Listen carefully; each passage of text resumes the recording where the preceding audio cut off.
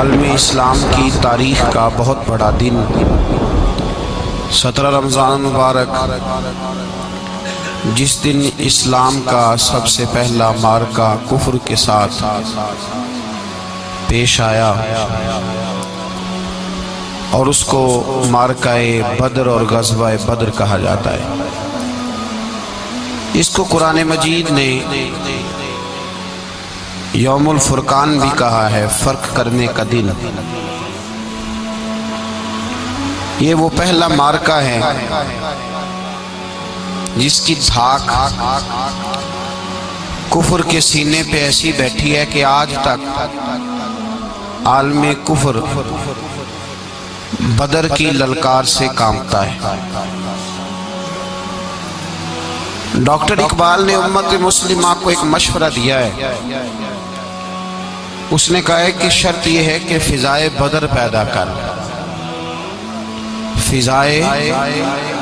فضا پیدا کر بدر جیسی، فضائے بدر پیدا کر، فرشتے تیری نصرت کو اتر سکتے ہیں گردوں سے کتار اندر کتار اب بھی۔ اور اسی مضمون کو دوسرے رنگ میں اقبال کہنے لگے، تو آج بھی ہو اگر ابراہیم کا ایمان پیدا، آگ کر سکتی ہے انداز گلستان پیدا۔ عالم اسلام کو یوم الفرقان، غزوہ بدر کی للکار یاد رکھنی چاہیے۔ ملت کے جوانوں کو بدر کا سبق اور بدر کا نصاب کبھی نہیں بھولنا چاہیے۔ ہمیں آج جو درس دیا جاتا ہے وہ درس فلسفہ ہے۔ جو پیغام کفر کے مقابلے میں ہمیں بتلایا جاتا ہے وہ پیغام ہے مصلحت کوشی کا، وقت گزاری کا۔ ابھی دیکھو غزوہ بدر کا پس منظر مسلمانوں کو یہ سبق دیتا ہے کہ جب فضا پیدا ہو جائے تو اللہ مدد کر دیا کرتا ہے۔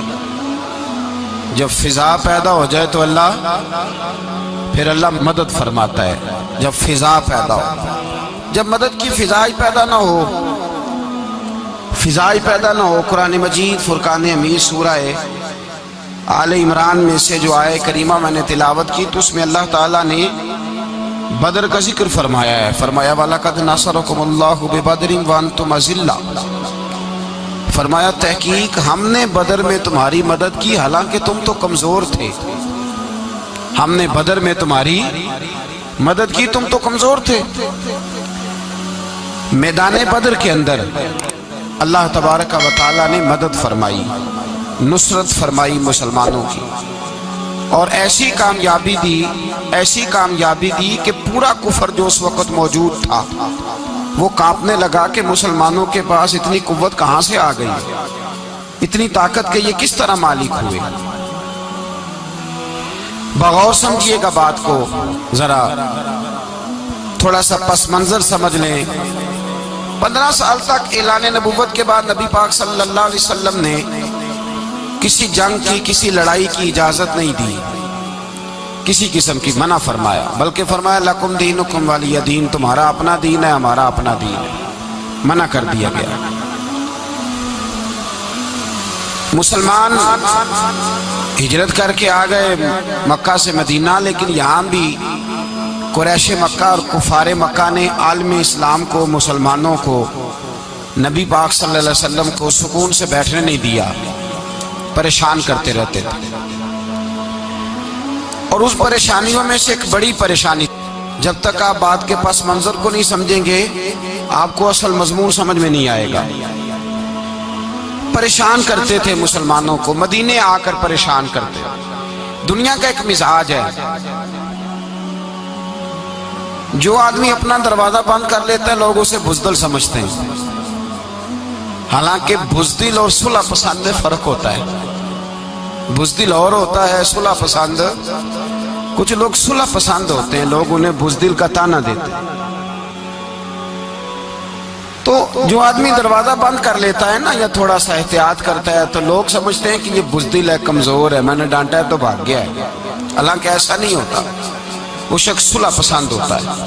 میرے رسول کریم سید عالم صلی اللہ علیہ وسلم کی ذات صلح پسند ہے.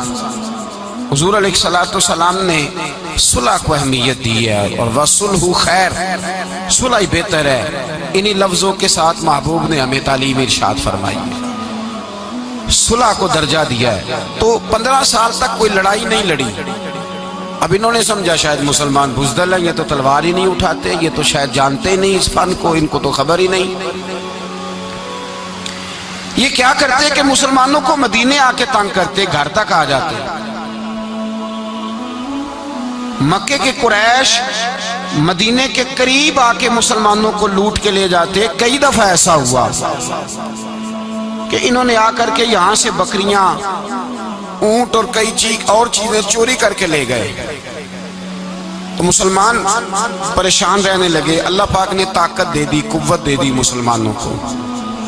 حضرت عمر فاروق جیسے لوگ کلمہ پڑھ گئے، حضرت امیر حمزہ جیسے لوگ آ گئے، حضرت ابو عبیدہ بن جراح جیسے لوگ آ گئے، حضرت سیدنا سعد بن ابی وقاص جیسے دلیر اللہ نے عالم اسلام کو عطا فرمائے.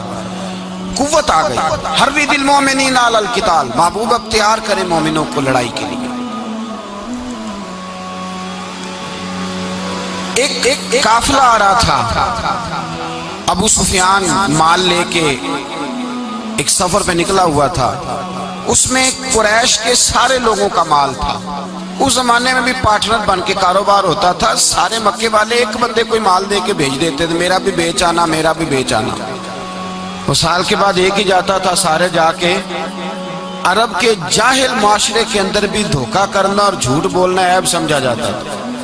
لوگ کسی کے پیسے پر نظر نہیں رکھتے.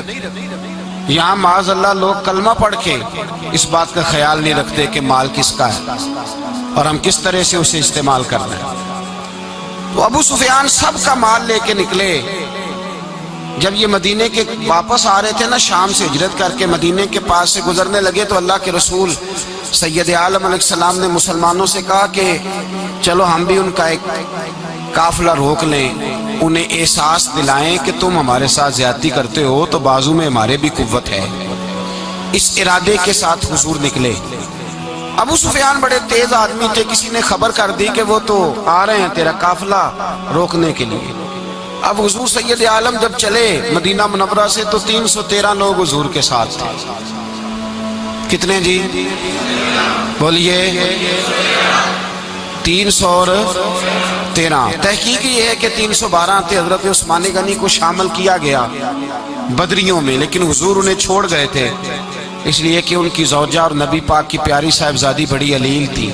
فرمایا تو میری بیٹی کے لیے رہ جا. تو 313 لوگ حضور لے کے نکلے. 6 زرہیں، 8 تلواریں، چند گھوڑے. خود رسول پاک صلی اللہ علیہ وسلم جس گھوڑے پہ تھے، گھوڑا ایک تھا، سواریاں 3 تھی. حضرت مولا علی بھی تھے، جناب زید بھی تھے، نبی پاک بھی تھے. فرمایا کبھی تو بیٹھے گا، کبھی علی بیٹھیں گے، کبھی زید بیٹھیں گے، کبھی میں بیٹھوں گا. جب حضور کی پیدل چلنے کی باری آتی تو حضرت زید عرض کرتے حضور نہیں آپ بیٹھ جائیں میں پیدل چلتا ہوں.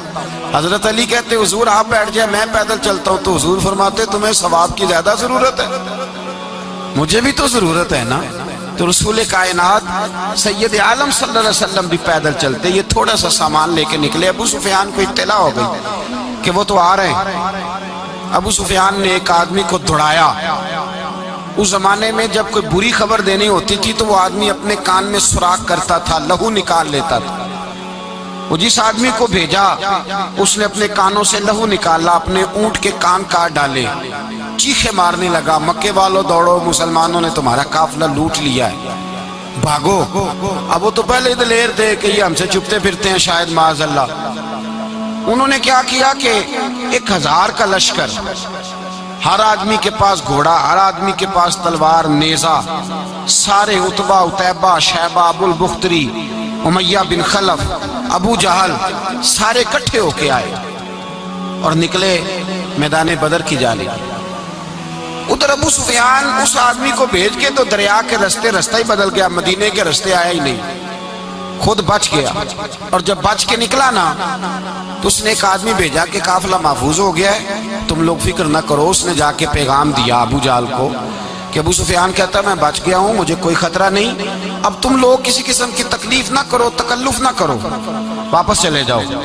ابو جہل کہنے لگا نہیں، اب تو ہم واپس نہیں جائیں گے، اب تو ہم ان کا کچھ کر کے جائیں گے۔ سمجھ آ رہی ہے میری باتوں؟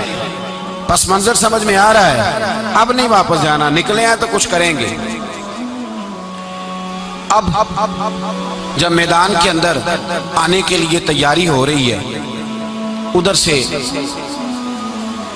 پتہ چل گیا، نبی پاک صلی اللہ علیہ وسلم کو اطلاع ہوئی کہ ابو سفیان تو اپنا لشکر بچا کے، قافلہ بچا کے لے گئے، لیکن قریش بضد ہیں آنے کے لیے۔